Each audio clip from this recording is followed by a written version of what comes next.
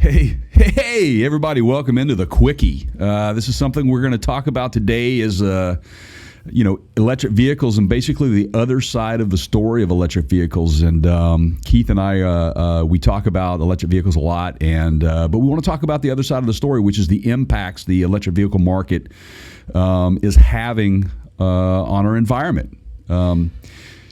Keith, let's get rolling on this. You got some points you want to make. We're big auto industry fans. You are, I am. Gearheads. Every day in the news, there's some new electric vehicle story. There's some unveilings coming out soon. So there's a growing trend. We're behind the curve a little bit from Europe in terms of electric vehicle sales, but they are very strong and growing very quickly here in the United States. So everybody tends to just assume that this is a cleaner energy source. And it may be, but there's some kind of things that are, we'll call them maybe dirty little secrets that people don't think about on the electric vehicle side. That's right. It's exactly. It's not always about the emissions coming out of the tailpipe, because there are environmental impacts caused by any when you are mining for metals, there is an environmental impact there, not only just to the earth, but the surrounding communities and cities and countries that are affected by this. And there are a lot of countries that's all they're doing for the world is supplying these metals. So, okay, did you know, huge. Jay? Let's talk about these batteries for a minute.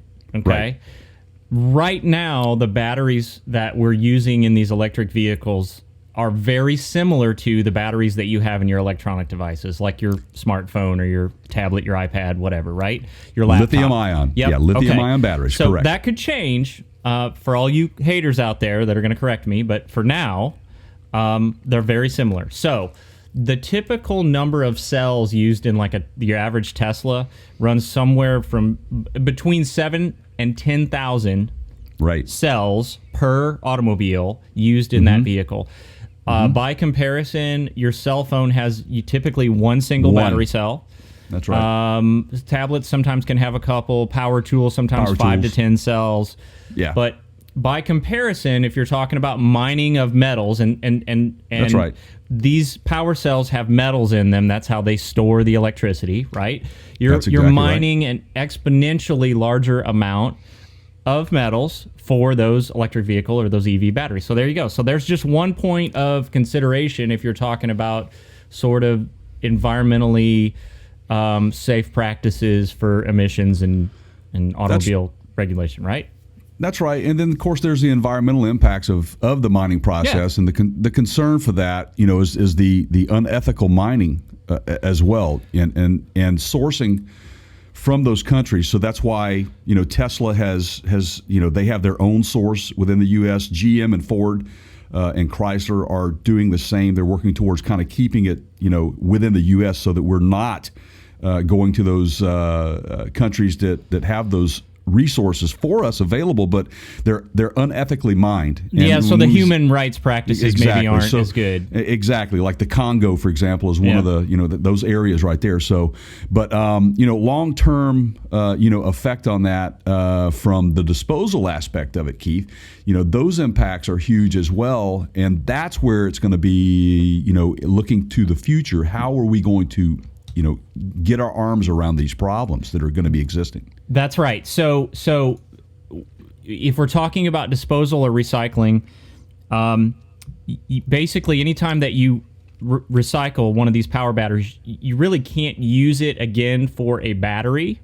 Now, you can use those metals for other things, but typically once it's spent, the metals in that battery can't be used again for another battery. And typically those metals are like aluminum and magnesium. So those are your two most commonly used metals that we're talking about in these batteries. So yeah, that's a big factor to think about. I think,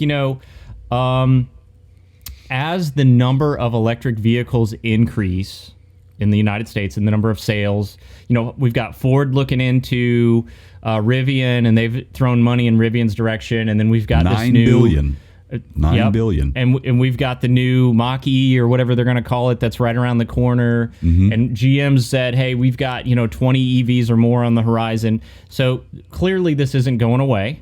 That's right. There's going to be a shift in the supply and demand of those metals as we see more electric vehicles produced and sold, right? That's right. So it's just. I think what Jay and I are trying to get to here, folks, is if you're thinking about the environment and your automobile, you have to look beyond more than just the exhaust or the tailpipe. There's all kinds of other factors that go in here that we're going to probably have to change focus on as more of these electric vehicles hit the roads. That's correct, and and speaking of the disposal aspect of it, because these things you've heard about, all the batteries exploding on aircraft, those sorts of things. These are some dangers that you have with these types of batteries, and that's why it is so important to focus on the correct disposal, the proper disposal of these things, because you present fire hazards, and basically these batteries are protected by like little thin polyurethane type coatings that separate them from all of these the circuitry in there. So it's very important that you focus on disposing of these things properly, and that's a challenge for this market right now. They have to put their arms around this and really wrangle this thing in to make sure that that's not going to be a problem in the future. So there's a lot of regulations that have to go in place, and they're always looking for a better type of battery. That's mentioned in several articles that we've read.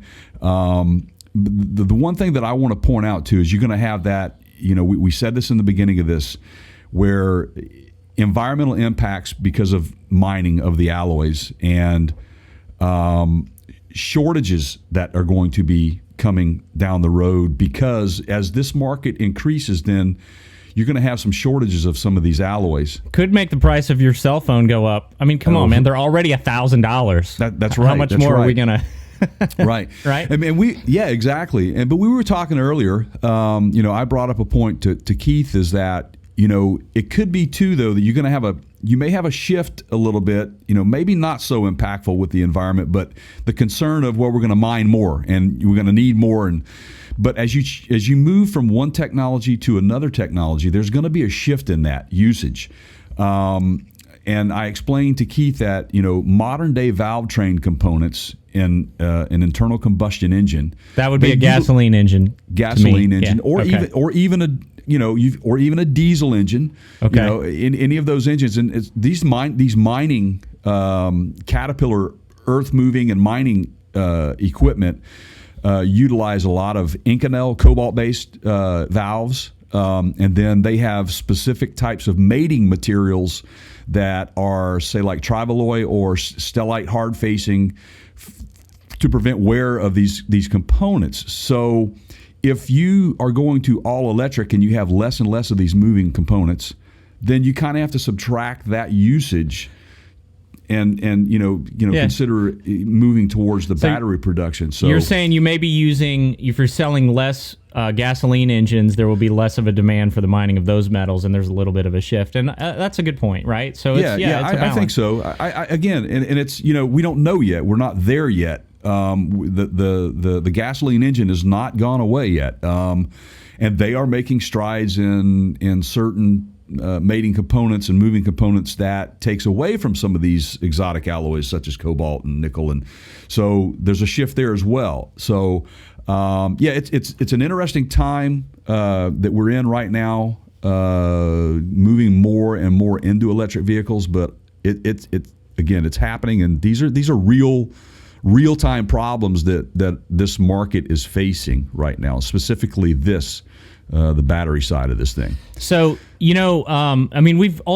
got to solve this at some point, in terms of sourcing of materials or finding different battery materials to use. My vote is, because we're good at, solving problems here on the Parts Counter Gurus, is we just use space rocks and asteroids, right? I mean, that's right, man. Yeah. Well, it'd be real neat to have a hydrogen setup. So that's just want to point out to everybody before I welcome your comments, and if this video has been helpful, to give us a thumbs up. We are not certainly the EV thing isn't going away anytime soon. We're not pro EV. We're not anti EV. We're just fans of it all. And we try to look at things from a parts counter perspective. And this is just a little conversation at the parts counter. That's right. So fun stuff. This has been the other side of the EV story. And you can find out more about us at partscounterguru.com. Make sure that you give us a thumbs up and leave us a comment. If there's something you'd like to see next, we'll be glad to take a look at that. We hope this quickie was as good for you as it was for us. Thanks for watching, everybody. Take care.